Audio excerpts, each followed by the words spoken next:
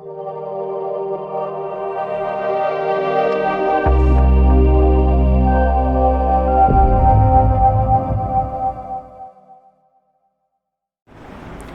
Online classes में मैं राहुल अग्रवाल आप सबका स्वागत करता हूं।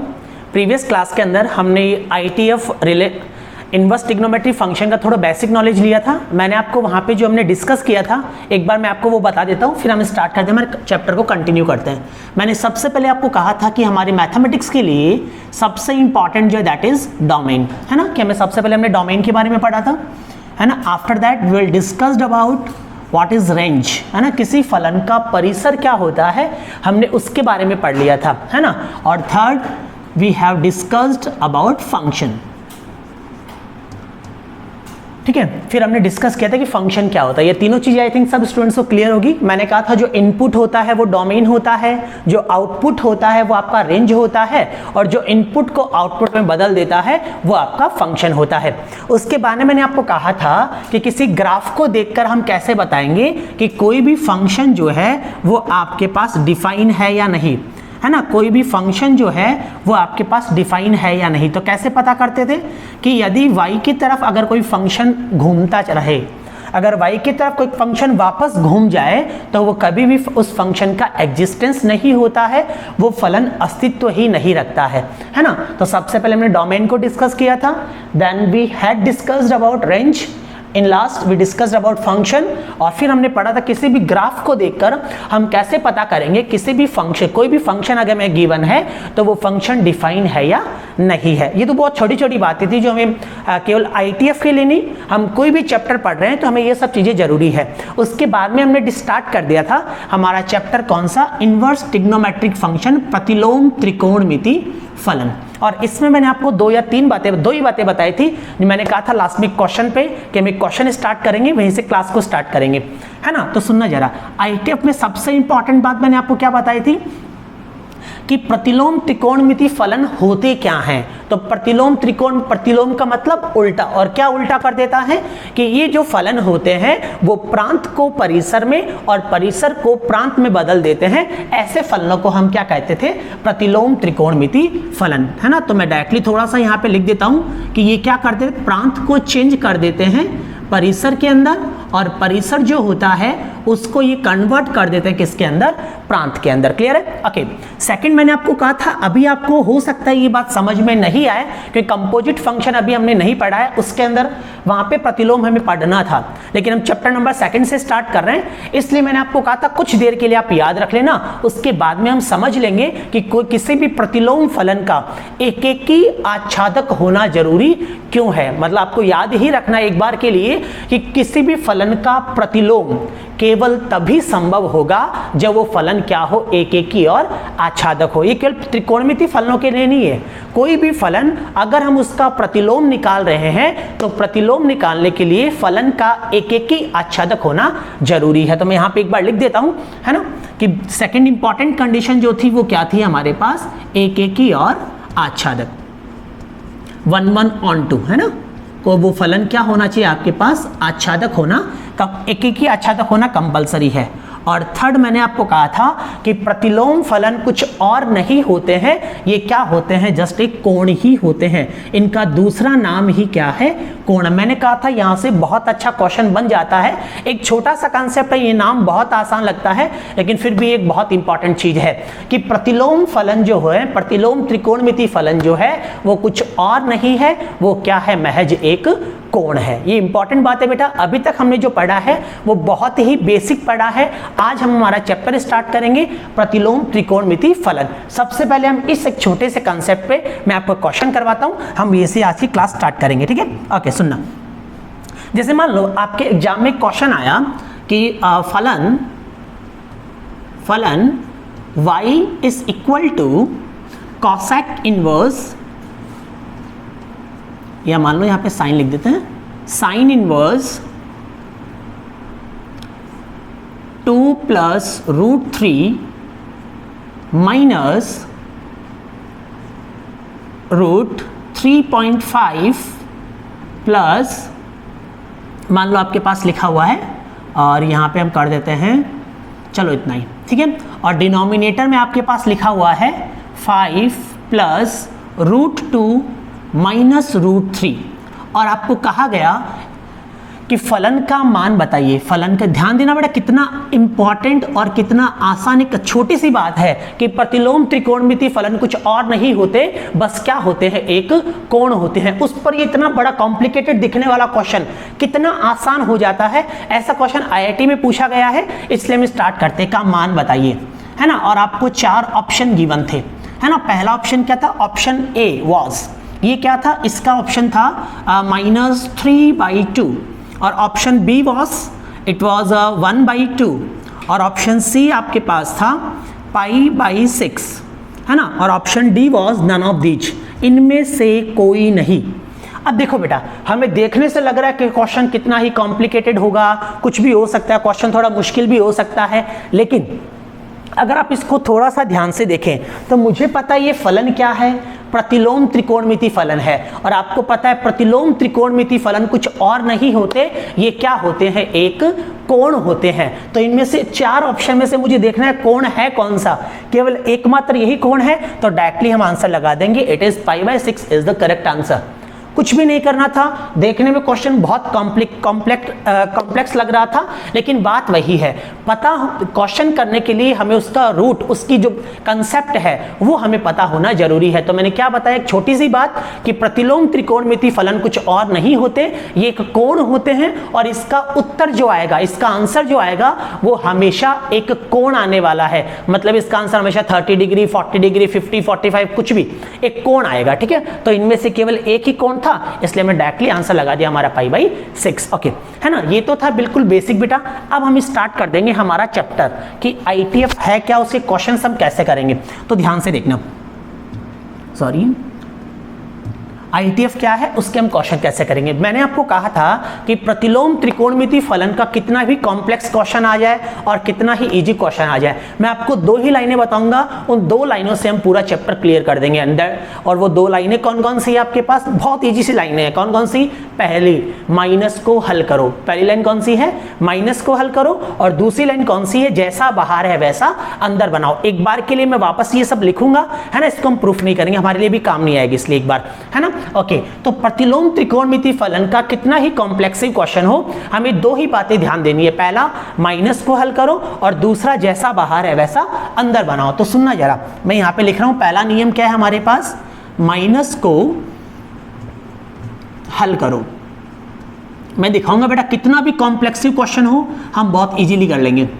पहला कंसेप्ट इसका है, माइनस को हल करो, है ना। और दूसरा नियम क्या है हमारे पास, दूसरा नियम है जैसा बाहर है वैसा अंदर बनाओ, जैसा बाहर है वैसा अंदर बनाओ, वैसा अंदर बनाओ, ठीक है। बस ये 2 लाइनें, इतनी आसान लाइनें हैं, बस ये 2 लाइनें हमें याद रखनी है।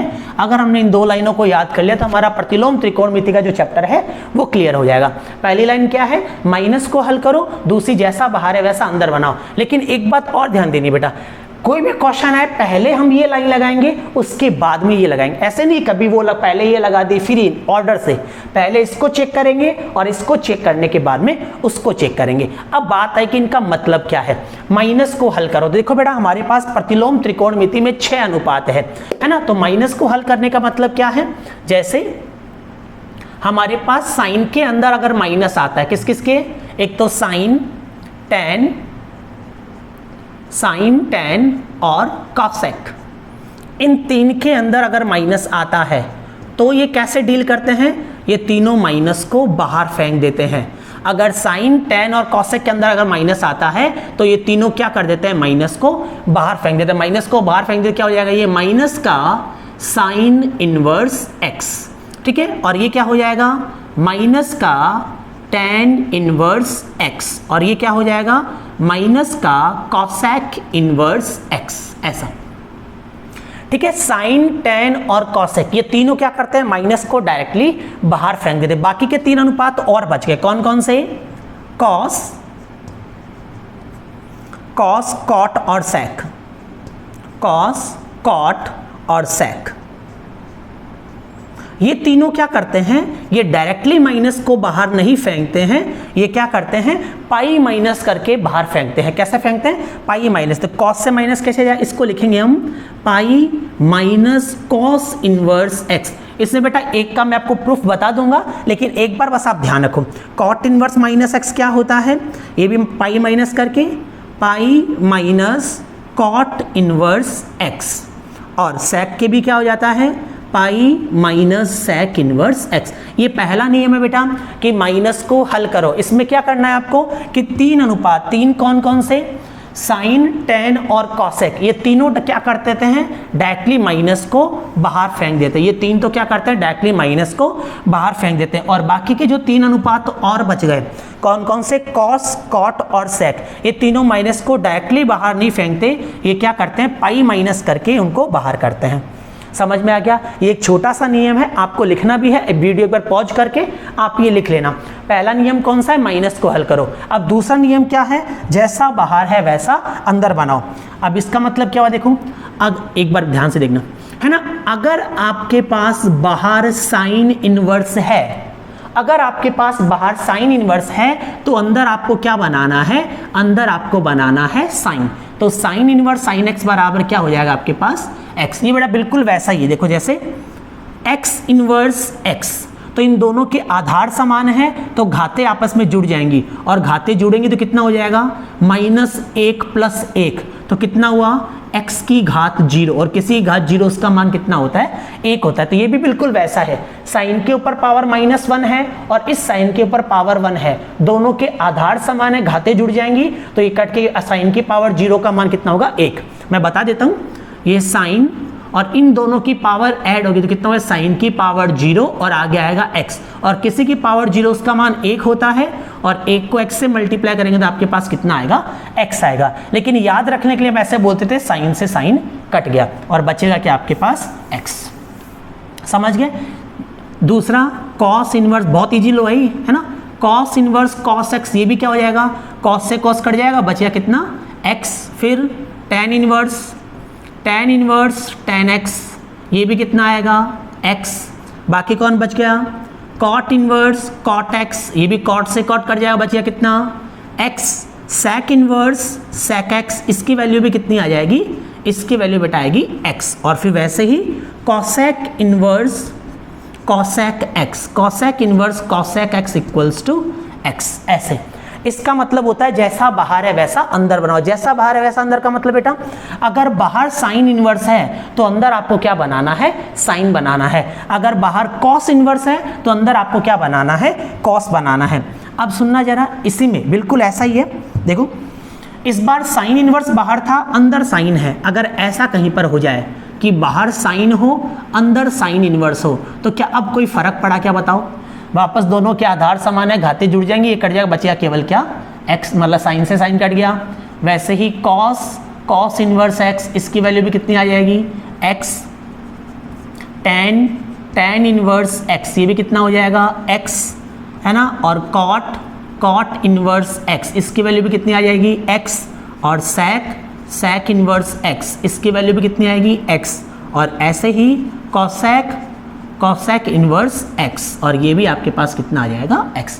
बस ये 2 नियम बेटा इतने आसान नियम हैं जिसमें हमें ज़्यादा कुछ भी नहीं करना, और इन दोनों नियम को अगर हम याद कर लेते हैं तो हमारा IETF का जो चैप्टर है वो बहुत इजीली सॉल्व हो जाएगा। 2 ही लाइनें हैं, कौन कौन सी, पहले माइनस को हल करो और दूसरा जैसा बाहर है वैसा अंदर बनाओ। अब माइनस में देखो साइन, टेन और कॉसेक, ये तीनों क्या करते हैं, माइनस को बाहर फेंक देते हैं, और बाकी के 3 अनुपात जो बच गए वो डायरेक्टली बाहर नहीं फेंकते, वो पाई माइनस करके बाहर करते हैं। ये तो पहला वाला नियम। दूसरा नियम तो ऐसे भी कुछ नहीं है कि ये माइनस का ये प्लस का, तो ये तो कट जाएंगे, बचेगा x, दोनों तरफ यही है बस, और कुछ भी नहीं है। क्या दोनों नियम सब बच्चों को समझ में आया क्या।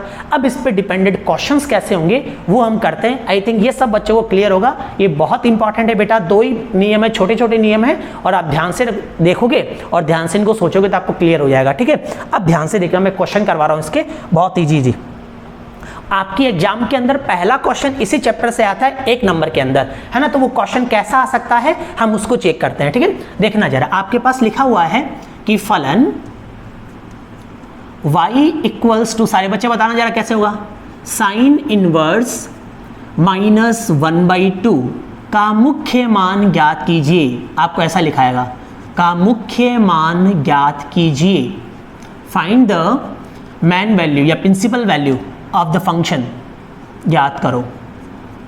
ठीक है, इसका आपको प्रिंसिपल वैल्यू फाइंड आउट करना है, मुख्य मान ज्ञात करना है। तो बहुत इजी है, कैसे करेंगे आपको देखना चाहिए सर कि सर ने कहा था प्रतिलोम त्रिकोणमिति का कैसा भी क्वेश्चन आ जाए उसको सॉल्व करने के लिए हमें केवल दो ही बातों का ध्यान रखना है, पहला माइनस को हल करो और दूसरा जैसा बाहर है वैसा अंदर बनाओ। तो सबसे पहले अकॉर्डिंग टू द क्वेश्चन, मतलब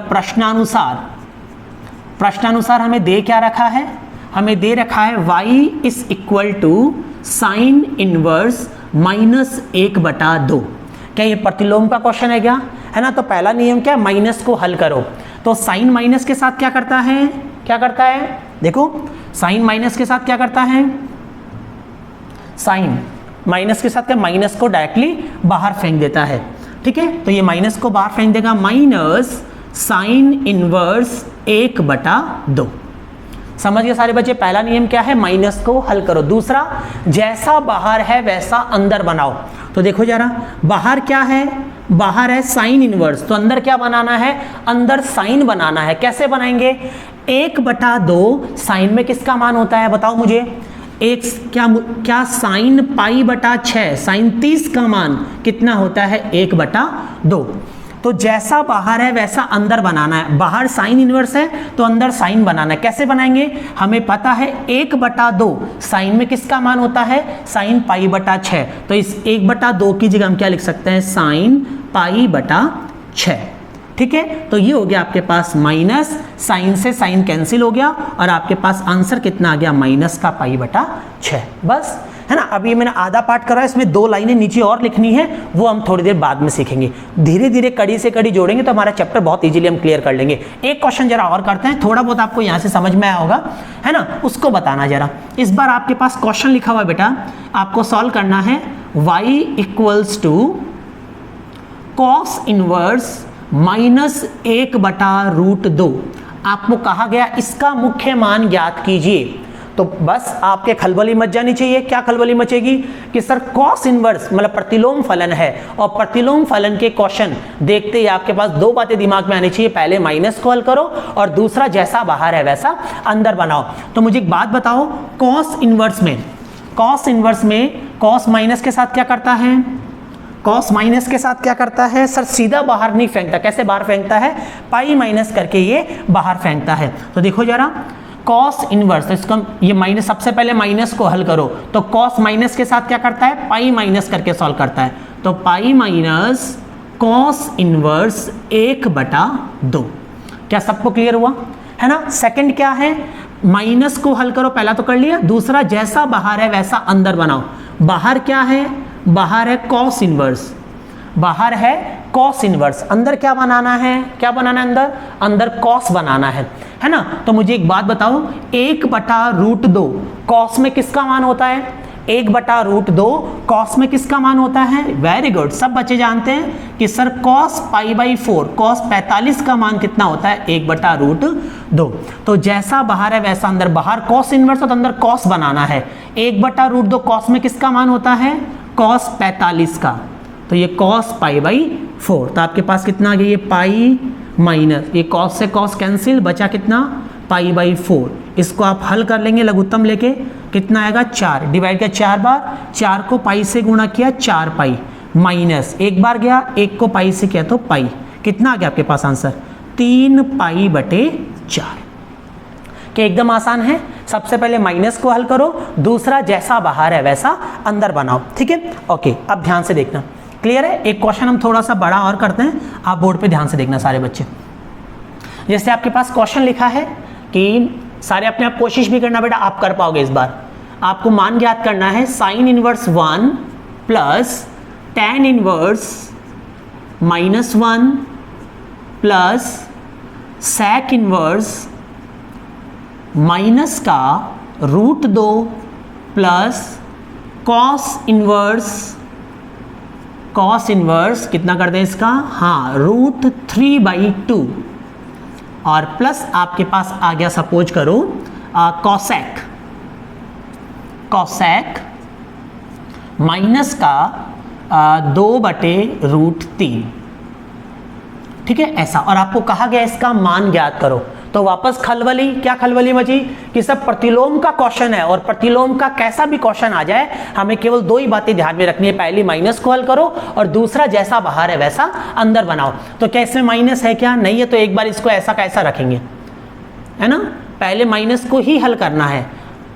इसमें माइनस है, tan माइनस के साथ क्या करता है बेटा बताओ, tan माइनस को डायरेक्टली क्या कर देता है, बाहर फेंक देता है। ये बाहर फेंक देगा तो ये माइनस का tan इनवर्स 1, क्या इसमें माइनस है क्या? और sec माइनस के साथ क्या करता है, sec माइनस के साथ क्या करता है बताओ, sec माइनस के साथ क्या करता है? इसको पाई माइनस करके, ये डायरेक्ट बाहर नहीं फेंकता, ये कैसे सॉल्व होता है, पाई माइनस करके। तो देखो sec इनवर्स को क्या लिखेंगे, pi minus sec inverse √2 plus, इसमें माइनस है क्या? नहीं है, इसलिए जैसा है वैसा का वैसा। एक एक स्टेप क्लियर करना है, पहले पूरे क्वेश्चन में देखना है, माइनस को हल करना है, जब पूरे क्वेश्चन में से माइनस हल हो जाए फिर दूसरा वाला नियम हमें लगाना है, ठीक है। कॉसेक, कॉसेक माइनस के साथ क्या करता है, डायरेक्टली बाहर फेंक देता है। कॉसेक माइनस के साथ क्या करता है, डायरेक्टली बाहर फेंक देता है। तो अगर ये इसको बाहर फेंक देगा तो आपके पास क्या होगा बताओ, ये आ जाएगा माइनस का कॉसेक इनवर्स 2/√3। क्या सारे बच्चे समझ गए, है ना? ऐसे पहला नियम हमने लगा दिया, माइनस को हल करो। अब जैसा बाहर है वैसा अंदर। बेटा आपको त्रिकोणमिति वाली जो टेबल है आपने 10th क्लास में पढ़ी है, 11th क्लास में पढ़ी है, वो टेबल आपको याद होनी जरूरी है, ठीक है ना। ओके, आई थिंक और सब बच्चों को वो याद भी है, कोई प्रॉब्लम नहीं उसमें, है ना। अब देखो पहला नियम हल हो गया। अब दूसरा, जैसा बाहर है वैसा अंदर बनाना है। बाहर क्या है, साइन इनवर्स, तो अंदर क्या बनाना है, साइन बनाना है। तो कैसे करेंगे, साइन इनवर्स, अंदर साइन बनाना है। तो एक साइन में किसका मान होता है, साइन 90 का मान, साइन π/2 का मान कितना होता है, 1। तो इस 1 की जगह हम क्या लिख देंगे, sine π/2 plus sorry minus tan inverse, वापस जैसा बाहर है वैसा अंदर बनाना है। बाहर tan इनवर्स हो तो अंदर क्या बनाना है, tan, और एक tan में किसका मान होता है, tan 45 का, तो tan π/4। टेबल बेटा जिन बच्चों को याद नहीं वही टेबल याद कर लेना, वरना क्वेश्चन में थोड़ी सी यहाँ पे प्रॉब्लम आएगी, है ना। तो अब वापस वही, जैसा बाहर है वैसा अंदर बनाओ। बाहर sec इनवर्स है तो अंदर क्या बनाना है, अंदर sec बनाना है। तो √2 sec में किसका मान होता है, sec 45 का मान √2 होता है। तो मैंने क्या किया, ये जैसा बाहर है वैसा, √2 की जगह मैंने क्या लिख दिया, sec π/4 प्लस, वापस जैसा बाहर है वैसा अंदर बनाना है।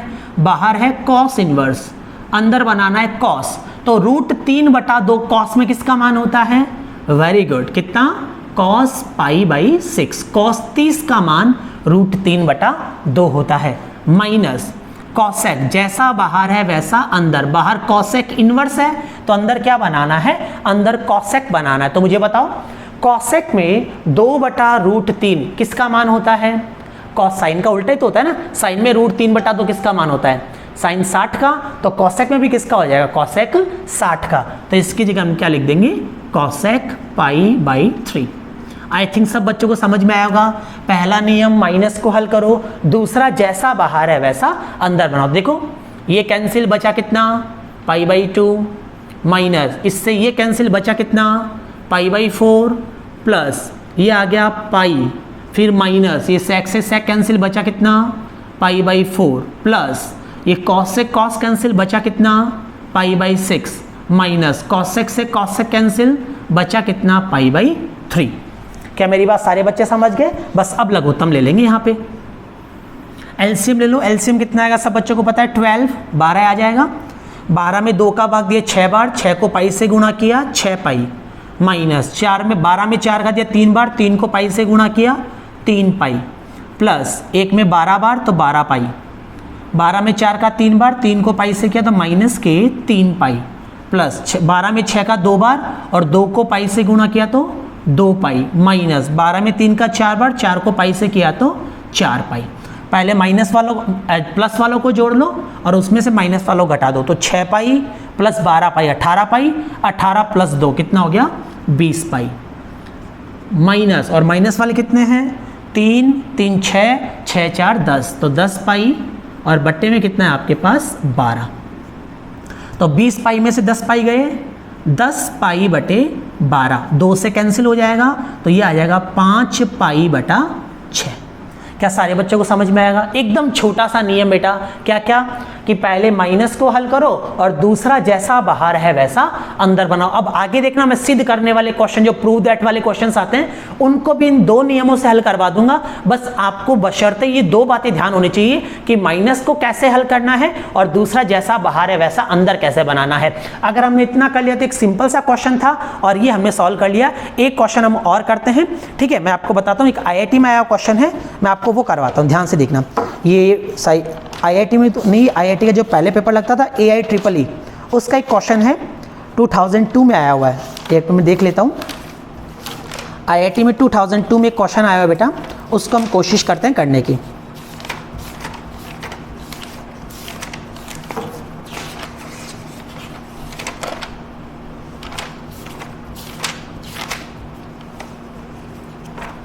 इसमें नहीं है बेटा शायद, है ना? एक मिनट, प्रतिलोम, हाँ ये रहा, ठीक है। ओके, ये आपके पास एक क्वेश्चन है, ये IIT में आया हुआ क्वेश्चन है, आप बताना जरा मुझे, ठीक है? अपने आप से करना है आपको। AIEEE में 2002 में आया था ये क्वेश्चन। लिखा है कि cos inverse -1 minus sine inverse 1, आपको बोला गया इसका मान क्या होगा। और ये आया था AIEEE 2002 में आया हुआ है, ठीक है? इसमें क्वेश्चन आया हुआ है, इसके 4 ऑप्शंस आपके पास थे। एक तो pi, B π/2, option C was 3 π/2, 3 π/2 and option D is -3 π/2। आपको कहा था इस क्वेश्चन का मान बताइए, इसका मान क्या होगा। तो सबसे पहले देखो, सोचने का तरीका बता रहा हूं मैं आपको, है ना, कि प्रतिलोम त्रिकोणमिति फलन है, तो इसका आंसर जो होगा, इसका उत्तर जो होगा वो हमेशा क्या होगा, एक कोण होगा। तो ये चारों ऑप्शन कोण के, तो कोई भी हो सकता है। तो हम इसको स्टार्ट करते हैं क्वेश्चन को सॉल्व करने की, है ना? क्वेश्चन को सॉल्व करते हैं। देखो किया हमने, सॉल्व किया क्वेश्चन को, तो ये आ गया आपके पास cos inverse -1 minus sine inverse 1। पहला माइनस को हल करो, कॉस माइनस के साथ क्या करता है, पाई माइनस करके सॉल्व होता है। तो ये पाई माइनस कॉस इनवर्स 1 माइनस, इसमें माइनस नहीं इसलिए जैसा है वैसा का वैसा। पहला नियम हल कर दिया, क्या, माइनस को हल करो। दूसरा, जैसा बाहर है वैसा अंदर बनाओ। तो ये पाई माइनस कॉस इनवर्स, जैसा बाहर है वैसा अंदर बनाओ। बाहर कॉस इनवर्स है तो अंदर कॉस बनाना है।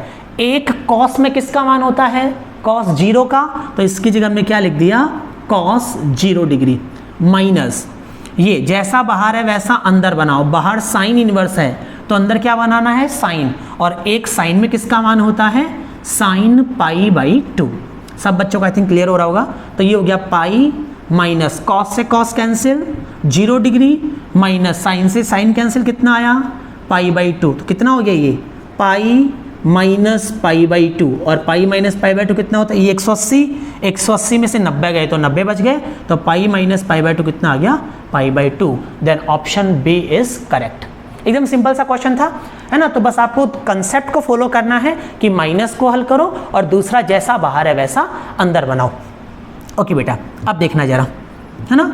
अब हम थोड़ा सा ग्राफ और पढ़ेंगे एक बार, है ना? और उसके बाद में वापस हमारे चैप्टर ग्राफ इसलिए पढ़ा रहा हूँ कि हमें बोर्ड के क्वेश्चंस करने हैं। और मैंने अभी आपको जो करवाया था, जो 1 नंबर का क्वेश्चन आता है उनमें से आधा नंबर का मैंने काम करवा दिया है। आधा नंबर का 2 लाइनें लिखनी है, लेकिन वो लाइनें हम तभी लिख पाएंगे जब हमें उसके बारे में थोड़ा ज्ञान और होगा। तो हम उस ज्ञान को अपने उसको इंक्रीज कर रहे हैं, इसलिए ध्यान से देखना। थोड़ा हम ग्राफ पढ़ रहे हैं।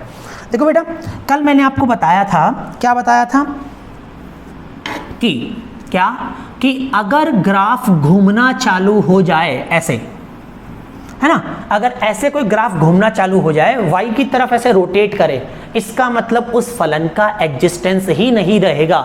इसका अगर मुझे इसको अस्तित्व में लाना है, ध्यान देना बेटा, बहुत सिंपल सी बात बोल रहा हूं कि जहां से ग्राफ घूमना चालू होगा वहां से फलन का अस्तित्व नहीं होगा। मतलब कभी भी ग्राफ में यहां से घुमाव नहीं होना चाहिए, और इसमें घुमाव है, इसलिए हमें क्या कर सकते हैं, इसलिए हम कह सकते हैं कि ये फलन जो है उसका अस्तित्व ही नहीं है। लेकिन हमें कोई बोल दे कि इसका अस्तित्व बताओ, इसका अस्तित्व बना के बताओ, तो हम अस्तित्व कैसे बनाएंगे इसका, हम वहां से इसको मिटा देंगे जहां से ये घूमना चालू होता है।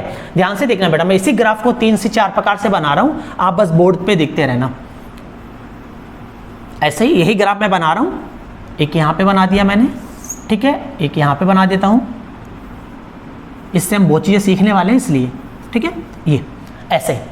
अब हमें कहा गया कि इस ग्राफ को हमें क्या करना है, हमें इस ग्राफ को परिभाषित कर देना है।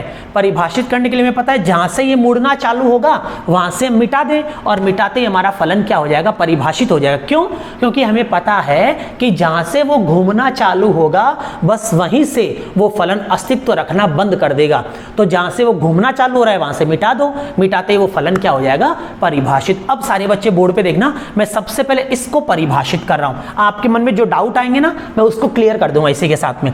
जैसे मान लो मैंने क्या किया, अगर मुझे इसको परिभाषित करना है तो मैंने इस ग्राफ को यहां से लेकर यहां से मिटा दिया बेटा, ऐसे, ये ठीक है, मैंने ऐसे मिटा दिया इसको, इधर से भी मिटा दिया और इधर से भी ऐसे मिटा दिया।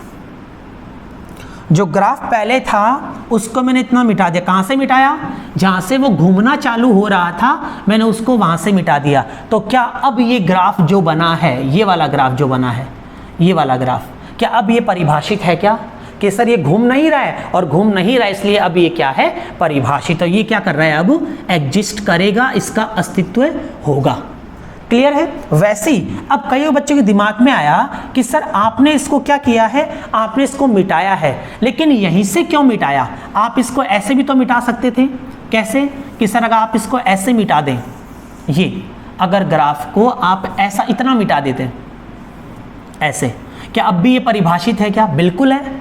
क्यों परिभाषित है? क्योंकि मैंने कहा था जहां से ये मुड़ना चालू होगा बस वहीं से इसकी प्रॉब्लम आएगी, तो यहां से ही मैंने मिटा दिया, अब भी ये परिभाषित है। कोई कहे सर आपने ऊपर वाला कर दिया, आप इतना सा ग्राफ रख लो, है ना, बाकी को मिटा दो, कि बाकी को आप मिटा दो तब भी ये क्या रहेगा, तब भी ये परिभाषित हो जाएगा। मैंने कहा बिल्कुल भाई बराबर बात है। ध्यान से देखना बेटा, बहुत इजी चीजें हैं। ग्राफ हो सकता है आपने ज़्यादा नहीं पढ़ा हो, लेकिन अब मैं आपको सिखाऊंगा ग्राफ और आपको ग्राफ समझ में आना लग जाएगा। ठीक है, ध्यान से देखना। अब ये तो सर ये भी हम बना सकते हैं, अब ये भी फलन परिभाषित हो गया। मैंने क्या कहा बेटा, जहां से फलन मुड़ना चालू हो उसको वहां से मिटा दो, मिटाते ही फलन परिभाषित हो जाएगा। लेकिन पूरे फलन में से मैं कहां से मिटाऊं, बात उसकी है। अगर मैंने नीचे ऊपर वाला मिटा दिया, ये रख लिया, तब भी फलन एग्जिस्ट कर रहा है। मैंने ये भी नीचे वाला ये मिटा दिए, ऊपर वाला यहां से रख लिया, तब भी फलन एग्जिस्ट कर रहा है। ऐसे मिटाया तब भी फलन एग्जिस्ट कर रहा है। तो हमें तीनों से कौन सा रखना है, या तीनों में से कौन सा सही है? तो बेटा तीनों के तीनों सही है, सही है, तीनों के तीनों है। लेकिन क्या हम तीनों में से किसी एक को प्रेफरेंस देंगे, एक को प्राथमिकता देंगे, बाकी दो को प्राथमिकता नहीं देंगे? तो मुझे बताओ किसको प्राथमिकता देनी चाहिए, सोच के बताओ। वेरी गुड, आपने सब समझ लिया होगा, लेकिन मैं एक बार बता रहा हूं कैसे। देखो सुनो, हर व्यक्ति की उत्पत्ति जो होती है कि आप हर चीज, मैथमेटिक्स जो है ना वो बिल्कुल नेचुरल लाइफ से निकल के बाहर आया है, उसमें कोई भी ऐसे कोई रॉकेट साइंस नहीं है, सारा का सारा वही है जो हम अपने आसपास देखते हैं। कोई भी चीज अगर टिकी हुई है तो वो कहाँ पे है, धरातल पे, धरातल में जीरो पे। हमारी जैसे हमें पैदा भी किया है हमारी मम्मी ने, है ना, हमारे गार्जियंस ने हमें पैदा किया है, मम्मी पापा ने। तो किसी की मम्मी अगर किसी को पैदा कर रही है तो ग्राउंड पे पैदा करेगी ना, ऐसे थोड़ी ऊपर उड़ रहे हैं बच्चे फेंक रहे हैं ये लो, ऐसे थोड़ी होता है, पॉसिबल नहीं है ना ऐसा। तो जो भी चीजों की उत्पत्ति हो रही है वो जीरो से उत्पत्ति हो रही है। तो मुझे ये बताओ, क्या ये जीरो, जीरो मतलब ओरिजिन, क्या ये जीरो के पास में है क्या? नहीं है। क्या ये ओरिजिन के पास में है क्या? नहीं है। क्या ये ओरिजिन के पास में है क्या? यस सर, ये ओरिजिन के पास में है। इसलिए ये तीनों ही सही है, लेकिन तीनों में हमें प्रेफरेंस हम उसको देंगे जो बिल्कुल करेक्ट कहेगा, या फिर जो ओरिजिन के, जो मूल बिंदु के ज्यादा पास होगा। तो इन तीनों में से मूल बिंदु के ज्यादा पास कौन सा है बेटा? ये वाला। इसलिए हम कहेंगे कि ये फलन जो है वो क्या है, इस जो अभी मैंने ऐसा ग्राफ बनाया था ये वाला, तो इसका अगर मुझे प्रतिलोम बनाना है तो इसका प्रतिलोम, ये तीनों ही सही है, लेकिन तीनों में से सबसे ज़्यादा सही कौन सा है? ये वाला।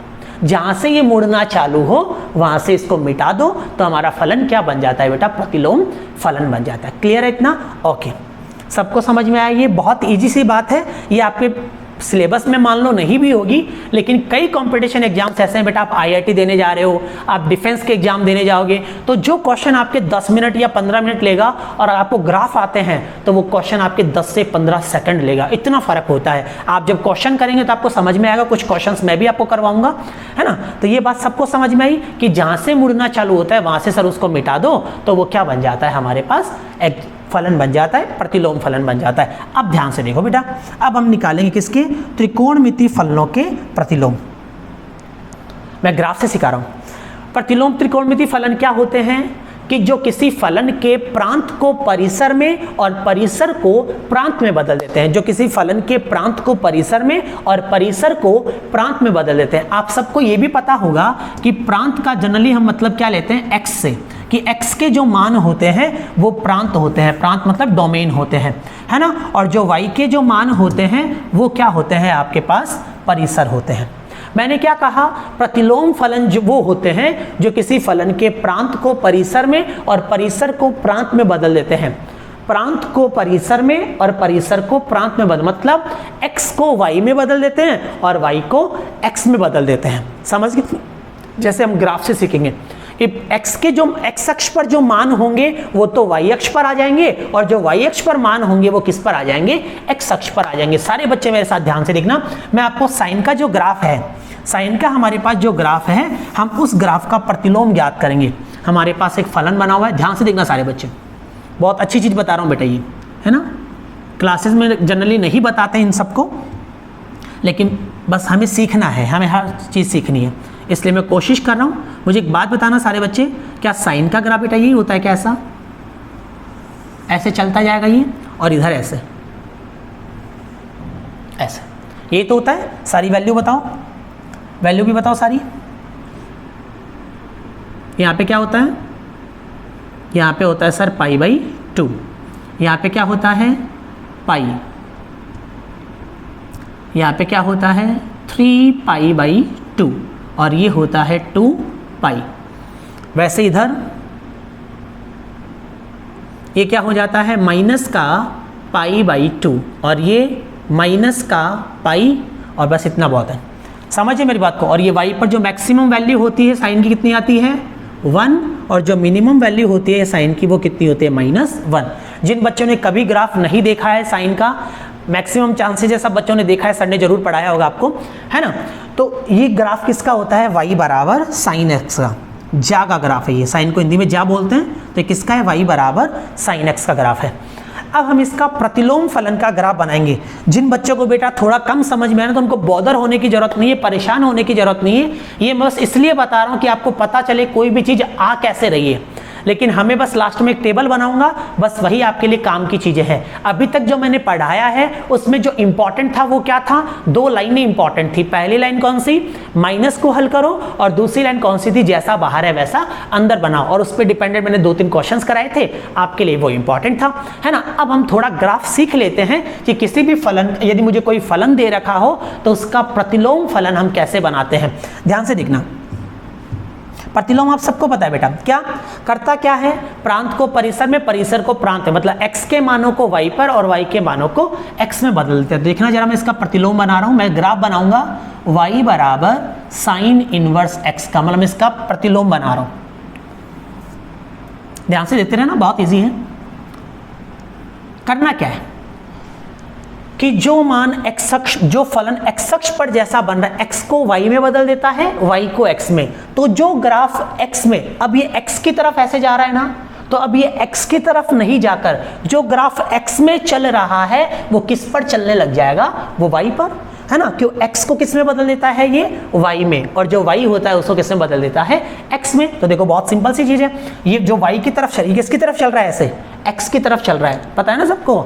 ऐसे, है ना? यही, ठीक है। तो जो ग्राफ x की तरफ चल रहा है वो किधर की तरफ चलने लग जाएगा? y की तरफ। तो देखना जरा, सारे बच्चे देखो, सब बच्चे समझेंगे आराम से, ठीक है? जो ग्राफ ऐसे चल रहा है, एक्स अक्ष की तरफ चल रहा है, वो किसकी तरफ चलेगा? वाई की तरफ। तो क्या ऐसे चलेगा? क्या ऐसे चलने लग जाएगा ग्राफ? ठीक है। अब जो एक्स अक्ष पर जो मान है वो वाई अक्ष पर हो जाएंगे, और जो वाई अक्ष पर मान है वो एक्स अक्ष पर हो जाएंगे। ठीक है, देखना वाई अक्ष पर मान क्या क्या है? -1 से 1, तो जो वाई पर है वो एक्स पर हो जाएंगे। तो साइन की मैक्सिमम वैल्यू कितनी हो गई आपके पास?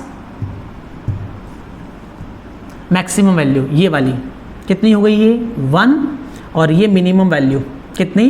-1। ठीक है, ये π/2 पहले x पे था, अब y पे आ जाएगा π/2। ये हो गया पाई, ये हो गया आपके पास 3π/2, और ये आपके पास हो जाएगा माइनस का π/2, और ये हो जाएगा माइनस का पाई। समझिए सारी बात को, है ना? जो ग्राफ एक्स अक्ष पर था वो मैंने किस पे बना दिया? वाई पर। लेकिन जैसे ही आपने इसको देखा, आपको समझ में आ गया कि सर ये वाई की तरफ घूमने लग गया, और जैसे ये वाई की तरफ घूमने लग गया, इसका मतलब ये फलन ही नहीं रहा, तो इसको फलन बनाना पड़ेगा। और बनाने के लिए क्या करते हैं? जहां से ये घूमता है वहां से इसको मिटा देते हैं। तो अब मिटाने के लिए देखो हमारे पास कई कंडीशंस है, हम इसको अलग अलग प्रकार से मिटा सकते हैं। कैसे? कि सर मैं इस ग्राफ को केवल इतना रख सकता हूं, या तो मैं ग्राफ को केवल इतना रखूं ये वाला, तब भी फलन क्या हो गया? तब भी फलन मुड़ नहीं रहा। या तो मैं ऐसा रखूं, या इसी को हो सकता है सर मैं इतना रख लूं,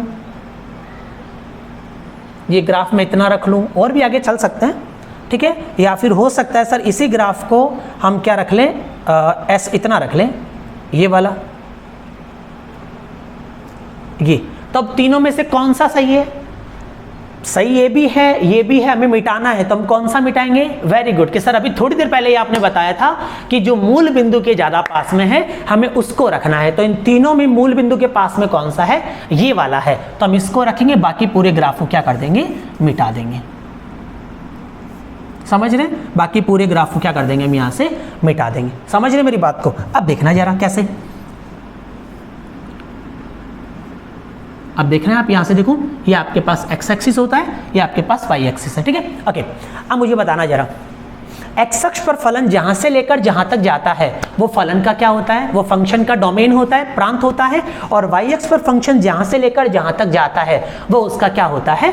रेंज होता है। सबको क्लियर है? अब मुझे कोई पूछ ले, या आपको मैं पूछ लूं कि बताओ ये फंक्शन जो है y = sin इनवर्स x, ये प्रतिलोम फलन का ग्राफ है ना? तो y = sin इनवर्स, ये जो फंक्शन है इस फंक्शन का डोमेन क्या होगा और इस फंक्शन की रेंज क्या होगी? तो आप क्या कहोगे कि सर डोमेन का मतलब होता है कि फंक्शन x अक्ष पर जहां से लेकर जहां तक जाता है वो उसका क्या होता है? डोमेन होता है। और रेंज क्या होता है? फंक्शन y अक्ष पर जहां से लेकर जहां तक जाता है, y अक्ष पर उसका जो एक्सपांशन होता है वो उसका क्या होता है? रेंज होता है। तो मुझे बताओ जरा, इसका डोमेन आपके पास क्या हो जाएगा? डोमेन मतलब x अक्ष पर जहां से लेकर जहां तक जाएगा। तो फंक्शन x अक्ष पर कहां से कहां तक चल रहा है? -1 से लेकर 1 तक। तो इस फंक्शन का डोमेन कितना हो गया? -1 से लेकर 1 तक। और इसका रेंज मैं आपसे पूछूं कि फंक्शन का रेंज कितना होगा? तो रेंज का मतलब फंक्शन y अक्ष पर जहां से लेकर जहां तक जाता है वो उसका क्या होता है? रेंज होता है। तो y अक्ष पर कहां से कहां तक चल रहा है? -π/2 to π/2। तो इसका रेंज हो जाएगा आपके पास -π/2 to π/2। बस ये इंपॉर्टेंट चीज है बेटा, बहुत इजी है आपके लिए। आई थिंक सब बच्चों को समझ में आ रहा होगा। तो किसी भी फंक्शन का, अगर हमारे पास कोई भी फंक्शन दे रखा है और उसके इनवर्स का ग्राफ हमें बनाना है तो हम कैसे बनाते हैं? सबसे पहले जो एक्स एक्सिस पे वो जैसा चल रहा है उसको वाई एक्सिस पे बना लेते हैं, और फिर देखते हैं कि वो फंक्शन एग्जिस्ट कर रहा है या नहीं कर रहा। जहां से वो एग्जिस्ट करना, अगर वो एग्जिस्ट नहीं कर रहा है तो हम उसको एग्जिस्ट करवाएंगे। और एग्जिस्ट करने के लिए आपको पता कैसे करते हैं? जहां से फंक्शन कर्व लेना चालू करता है, ये फंक्शन जहां से घुमाव लेना चालू करता है हम वहां से उसको क्या कर देते हैं? मिटा देते हैं। तो हमें क्या मिल जाता है? फंक्शन का, हमें उसका इनवर्स मिल जाता है। क्या सब स्टूडेंट्स को क्लियर हुआ ये? ओके, ये तो हमने किसका किया बेटा? y = sin x का। एक ग्राफ हम और सीखेंगे, किसका? y = cos x का। हम देखेंगे कि उसका अगर हमें इनवर्स बनाना हो तो वो कैसे बन सकता है। मेरे साथ कंटिन्यू करना आप सब। ये आई थिंक सबको समझ में आ रहा होगा। वीडियो पॉज करके एक बार आप खुद से कोशिश करना, है ना? उसके बाद में हम आगे देखेंगे। ठीक है, ओके लिसन। ये हो गया y equals to sine x का। अब हम देखते हैं y equals to cos x, y equals to cos x, उसका ग्राफ बना लेते हैं हम, देखना जरा। y equals to cos x I think सबको पता है ना, 11th क्लास में सब डिस्कस कर चुके हैं इसको। y equals to cos x, यहाँ से ऊपर से स्टार्ट होता है, इतना ही, ठीक है। ये वैल्यू बताना जरा सारे स्टूडेंट्स, वैल्यू क्या होती है, यहाँ पे कौन सी वैल्यू है, π/2, वेरी गुड। यहाँ पे ये कितना होता है, पाई, और ये वाला 3π/2, माइनस की तरफ ये -π/2, this is -π and this one is -3π/2। जैसे कॉस की साइन की मैक्सिमम वैल्यू कितनी होती है 1 और मिनिमम वैल्यू कितनी होती है -1, वैसे ही कॉस की maximum value it is also equals to 1 and the minimum value of cos x is -1. Is that clear? Okay. अभी हमने क्या किया है, y equals to cos x का ग्राफ हमने यहाँ पे ड्रॉ कर लिया है। अब हमें क्या करना है, इसका हमें प्रतिलोम बनाना है। सारे स्टूडेंट्स को समझ में आ गया होगा कैसे बनाना है, लेकिन फिर भी मैं कोशिश करता हूँ, अगर आप सब स्टूडेंट्स को समझ में आ गया तो एक बार वीडियो पॉज करके आप अपने आप कोशिश करना और फिर इसको मैच करना कि आप सही कर रहे हैं या गलत कर रहे हैं, ठीक है। ओके, स्टार्ट करते हैं। देखो मैं इसका बना रहा हूँ प्रतिलोम फलन का ग्राफ। करते क्या, प्रतिलोम फलन होता क्या है, प्रांत को परिसर में बदल देता है और परिसर को प्रांत में बदल देता है। मतलब जो फंक्शन एक्स एक्सिस पे चल रहा है अब वो y अक्ष पे चलेगा, और जो पहले y अक्ष पे था अब वो किस पे चलेगा, x एक्सिस पे चलना स्टार्ट हो जाएगा, है ना। तो देखो स्टार्ट करते हैं।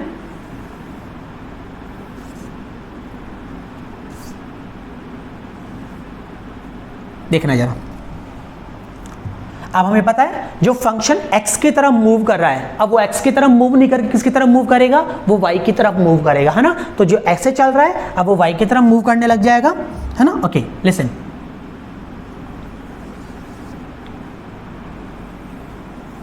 क्या भी फंक्शन ऐसे बनेगा, है ना। y पे वैल्यू कहां से कहां तक थी, -1 से लेकर 1 तक। जो पहले y पे था अब वो किस पे हो जाएगा, x एक्सिस पे हो जाएगा। तो मुझे बताना जरा क्या होगा आपके पास, ये मैक्सिमम वैल्यू जो है वो कितनी हो जाएगी, +1 and the minimum value of this function is -1। Clear है। और जो x एक्सिस पे वैल्यू है वो किस पे आ जाएगी, y एक्सिस पे। पहले कहां पे काट रहा है, π/2 पे, तो ये कौन सा आएगा, π/2।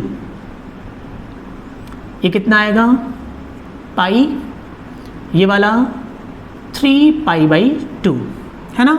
और ये आपके पास -π/2 एंड दिस इज -π, ऐसे चलता जाएगा। क्लियर है, सब स्टूडेंट्स को पता भी होगा। देखो ऐसे।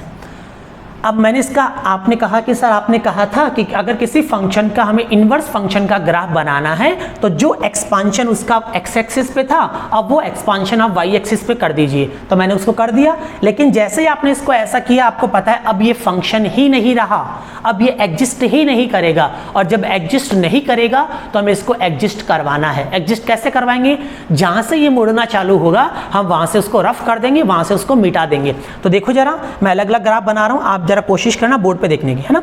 ध्यान से देखना, मैं इस ग्राफ को कैसे कैसे बना सकता हूँ। जहाँ से ही मुड़ना, एक तो यहाँ से मुड़ना चालू हो रहा है, ये एक यहाँ से मुड़ना चालू हो रहा है। अगर मैं ग्राफ को इतना ही रखूँ, इतना कितना, बोर्ड पे देखो सारे, जैसे मान लो मैं ग्राफ को ये रख रहा हूँ, या तो मैं ग्राफ को ये रख सकता हूँ,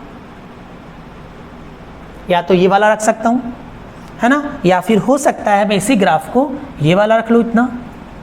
बस मुझे पता है जहाँ से ये रोटेट करना स्टार्ट होगा हमें वहाँ से उसको रफ कर देना है। या तो ये जो मैंने बनाया है स्काई ब्लू लाइन से, पेन से, और ये ग्रीन वाला या तो ये हो सकता है, या सर ये भी तो कर सकते हैं आप, कौन सा वाला, कि सर ये भी कर सकते हैं हम, ये भी पॉसिबल है ना। तो ये पॉसिबल है, ये पॉसिबल है, ये पॉसिबल है। या फिर हम बनाए तो और भी पॉसिबल हो सकते हैं। कैसे, जैसे ये वाला भी पॉसिबल है, ये वाला भी।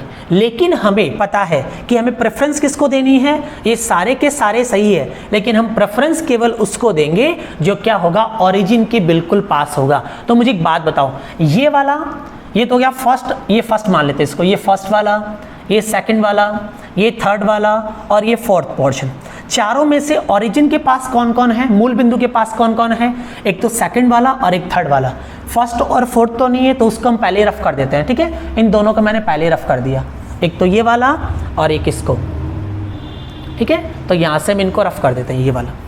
क्लियर है। अब इन दोनों में हमें चेक करना है कि ये वाला ग्राफ कॉस इनवर्स एक्स का होगा या ये वाला। तो मुझे एक बात आप खुद बताओ कि आपके पास पॉजिटिव एंड नेगेटिव दो आपके पास ऑप्शंस हैं, उन दोनों में हम प्रेफरेंस किसको देते हैं?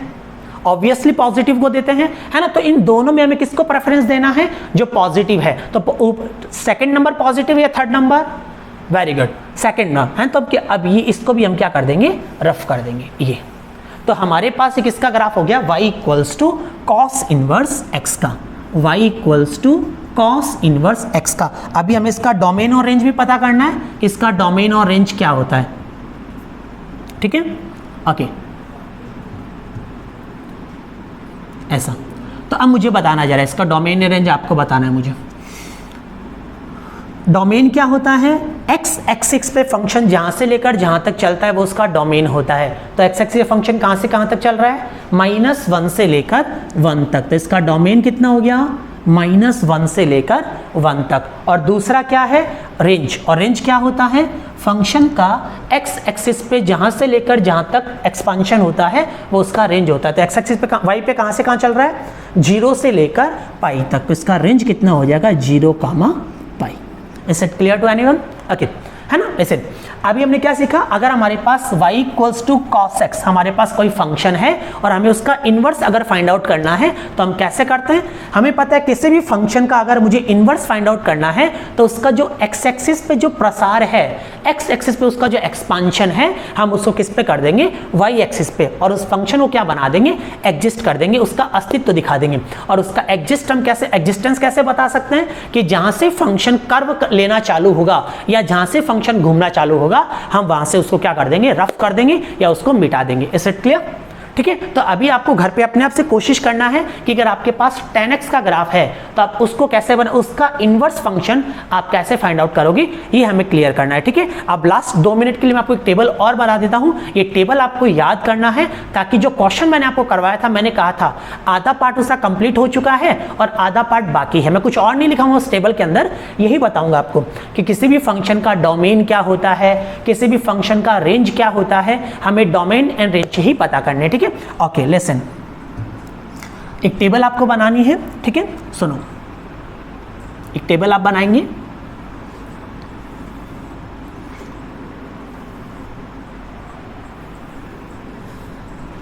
जहां पे एक तरफ आपको क्या लिखना है? एक तरफ लिख देंगे फंक्शन, चलो बैक से लिख देते हैं। यहां पे आपको लिखना है फंक्शन फलन, है ना, फंक्शन। यहां पे लिखना है आपको फलन, यहां पे क्या आ जाएगा उसका डोमेन, डोमेन। ठीक है। और यहाँ पे हम लिखेंगे उसका रेंज, परिसर, फलन, प्रांत और परिसर। ठीक है। यहाँ पे मैं फंक्शंस को देखो, यहाँ पे फंक्शंस लिखते हैं। फर्स्ट फंक्शन कौन सा है? Sine inverse x.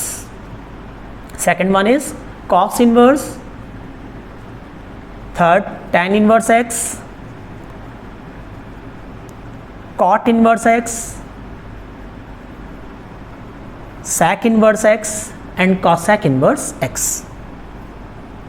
cosec inverse x। ये सबसे पहले सबके डोमेन लिखते हैं। आपको ध्यान है जब भी हम इनवर्स के फंक्शन के क्वेश्चन करेंगे, आईटीएफ के क्वेश्चन जब भी करते हैं तो हमारे लिए डोमेन जो होता है वो इतना इंपॉर्टेंट नहीं होता है। हमारे लिए जो सबसे इंपॉर्टेंट रहता है वो होता है उसका रेंज। ठीक है। तो हमें जो याद रखना है वो क्या रखना है आपको? किसी भी ट्रिग्नोमेट्रिक फंक्शन का, इनवर्स ट्रिग्नोमेट्रिक फंक्शन का रेंज क्या होता है, हमें उसके बारे में पता रहना चाहिए। ठीक है। तो सबसे पहले हम देखते हैं साइन इनवर्स का। अभी मैंने जो ग्राफ बनाए थे आपको पता होगा, वहां पे साइन इनवर्स एक्स का डोमेन क्या आया था? -1 to 1। ऐसे कॉस इनवर्स एक्स का -1 to 1। tan इनवर्स का होता है आपके पास open bracket -∞ to ∞। Cot inverse -∞ to ∞। sec inverse -∞ to ∞, -1, और cosec का होता है अपने पास -∞ to -1, ठीक है। ओके, अब सबका रेंज देखते हैं, इनका परिसर, ये आपको याद रखना है। ठीक है। अभी हमने देखा था ग्राफ से साइन इनवर्स का रेंज क्या आया था अपने पास? -π/2 to π/2। ओके। और उसके बाद कॉस इनवर्स का था अपने पास 0, π। ठीक है। फिर tan इनवर्स का होता है अपने पास open bracket -π/2 to π/2, open interval भी बोल सकते हैं, कॉट इनवर्स का ओपन इंटरवल 0 कामा पाई, और सेक इनवर्स का होता है अपने पास -π/2 टू π/2, और इसमें जो मिड में वैल्यू आती है -π/2 से π/2 के बिल्कुल बीच में कौन सी वैल्यू होती है, 0, हम उसको क्या कर देते हैं, इसमें से माइनस कर देते हैं। और वैसे ही कॉसेक होता है अपने पास 0 कामा पाई -π/2, 0 कामा पाई -π/2। तो ये आपको याद रखना, ये टेबल बहुत इंपॉर्टेंट है। नेक्स्ट क्लास में जब हम क्वेश्चंस करेंगे तो आपके लिए टेबल बहुत इंपॉर्टेंट रहेगी।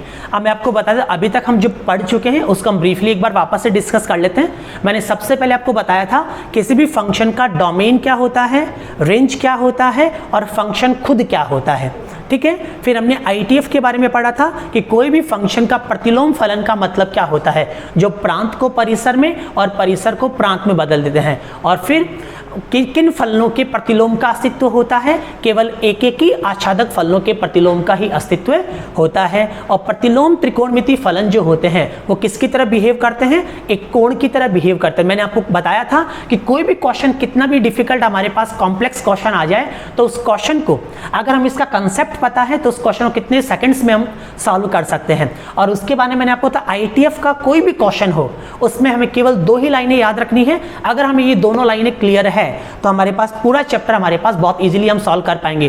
पहली लाइन कौन सी थी, माइनस को हल करो, और दूसरा जैसा बाहर है वैसा अंदर बनाओ, ठीक है, ओके। और उसके बाद में मैंने आपको बताया था कि कोई फलन हमें दे रखा है तो उसके प्रतिलोम फलनों का ग्राफ हम कैसे बनाते हैं। और इन लास्ट मैंने आपको ये टेबल बताई है, बस आपको ये लर्न रखना है, याद रखना है। नेक्स्ट क्लास में जब हम क्वेश्चन करेंगे तो उसके अंदर आपको ये सारी याद रखनी है। Okay, see you in next class, thank you.